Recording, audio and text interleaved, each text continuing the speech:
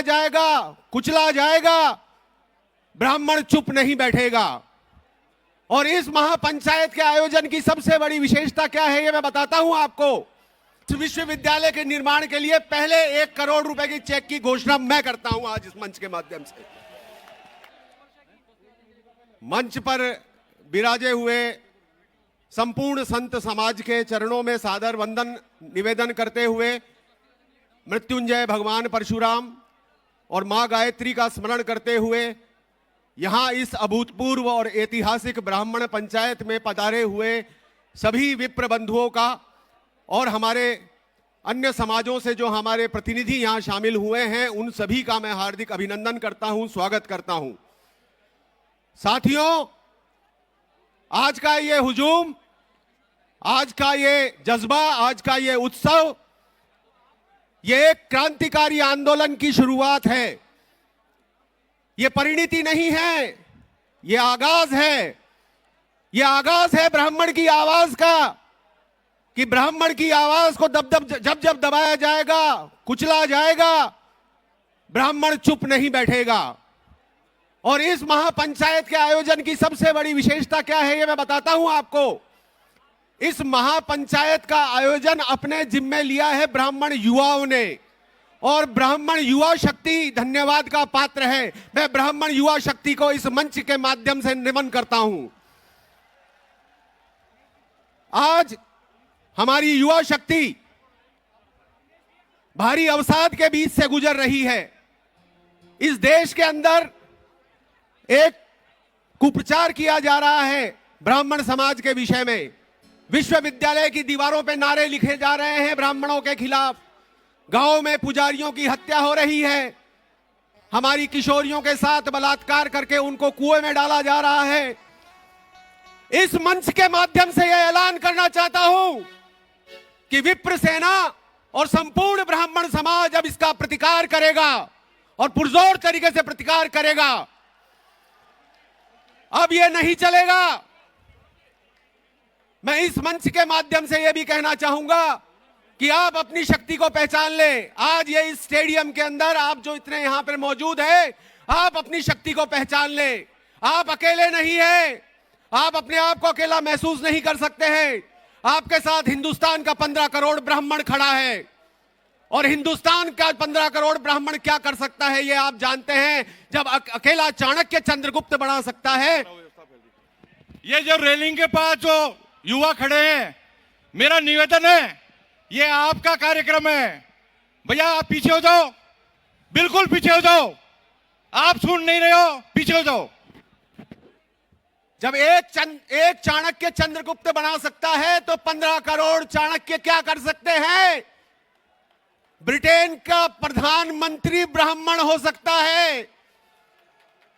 आज दुनिया की जितनी ब्लू चिप कंपनियां हैं, सबसे बड़ी कंपनियां हैं 10, उनके 6 सीईओ ब्राह्मण हो सकते हैं।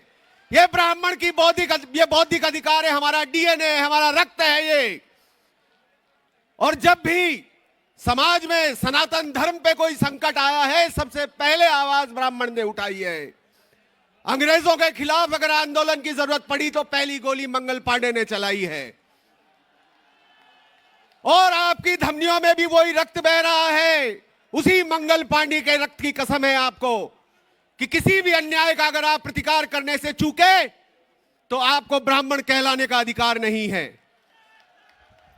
आज इस महापंचायत के माध्यम से हमने यह साबित कर दिया है, जबकि पूरा संत समाज मंच पर विराजमान है, कि हम लोग हमारी लड़ाई खुद लड़ने में सक्षम हैं। मैं इस मंच के माध्यम से धन्यवाद देना चाहूंगा केंद्र सरकार का, आदरणीय नरेंद्र मोदी जी का, कि उन्होंने ईडब्ल्यूएस रिजर्वेशन के विषय के अंदर 103वां अमेंडमेंट लाके हमें ईडब्ल्यूएस के अंदर रिजर्वेशन दिया। परंतु आपको एक बात और बताना चाहूंगा, और इस मंच के माध्यम से हमारी मांग है कि इस ईडब्ल्यूएस रिजर्वेशन का जो 10% का कोटा है, उसमें 5% ब्राह्मणों का पृथक कोटा होना चाहिए। उसका कारण बताता हूं। उसका कारण यह है कि हिंदुस्तान में 45% लोग बीपीएल परिवार हैं। जब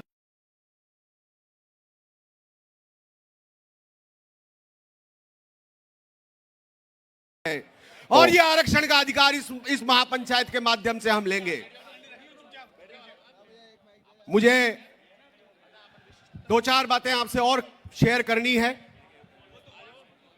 जो अव्यवस्था हो रही है उन सबसे मेरा निवेदन है, उन युवा साथियों से मेरा हाथ जोड़ के करबद्ध निवेदन है, ये आप ही का कार्यक्रम है, आप ही के लिए है। कृपया अव्यवस्था ना फैलाएं और अनुशासन में रहें। इस महापंचायत के माध्यम से मैं दो बातें और कहना चाहूंगा आपको।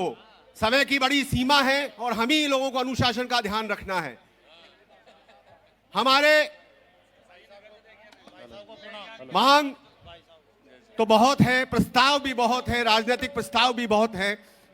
1952 में हम 25% थे, आज 11% से नीचे हैं राजनीतिक स्तर पर। पहली लोकसभा में 25% सांसद ब्राह्मण थे, आज 11% भी नहीं है। सोचो 40 विधानसभा सीट ऐसी है राजस्थान के अंदर जिसके अंदर की ब्राह्मण जिताता हराता है, हमें क्या मिलता है ये भी सोचो। ये सोचने के लिए यहां आए हैं, एकजुट होकर एक साथ रहो। और इस महापंचायत के माध्यम से मैं एक बात और आपको निवेदन करना चाहता हूं। मेरी मांग अगर सक्षम कानों तक पहुंच रही है तो वो सुने कि जयपुर शहर के अंदर हम एक विश्वविद्यालय बनाने का सपना देख रहे हैं, भगवान परशुराम विश्वविद्यालय बनाने का। और इसके लिए 24,000 मीटर जमीन हमारे को पूर्ववर्ती भारतीय जनता पार्टी सरकार ने अलॉट भी करी है।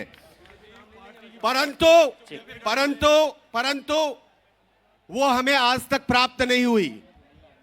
तो इस मंच के माध्यम से मेरा निवेदन है कि ब्राह्मण समाज को तत्काल प्रभाव से 24,000 मीटर जमीन उपलब्ध कराई जाए और हम 500 करोड़ की लागत का विश्वविद्यालय बनाएंगे। और इस विश्वविद्यालय के निर्माण के लिए पहले 1 करोड़ रुपए की चेक की घोषणा मैं करता हूं आज इस मंच के माध्यम से। आप सब लोगों के पास आऊंगा भीख मांगने के लिए, इस विश्वविद्यालय को बना के छोड़ेंगे। और आप सभी लोगों को पुनः नमन, आप सभी लोगों का पुनः आभार। एक बार फिर से भगवान परशुराम की, भगवान परशुराम की।